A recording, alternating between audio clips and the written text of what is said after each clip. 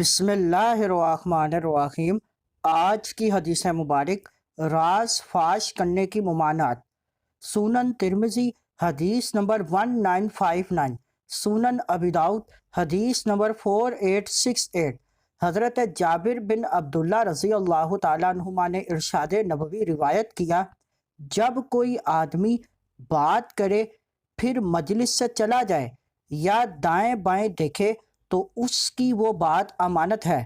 اس حدیث مبارک میں آداب مجلس کی تعلیم دی گئی کہ ایک شخص دوسرے کے ساتھ کوئی بات کرے اور اس کی حالت سے یہ ظاہر ہو کہ وہ یہ بات دوسرے لوگوں سے چھپانا چاہتا ہے، مثلاً وہ تنہائی میں بات کرے، اپنی آواز پست کرے یا زبان سے کہہ دے کہ کسی کو مت بتانا، تو اس کی وہ گفتگو امانت ہے جسے دوسروں پر ظاہر کرنا جائز نہیں کہ اس طرح امانت میں خیانت لازم آئے گی۔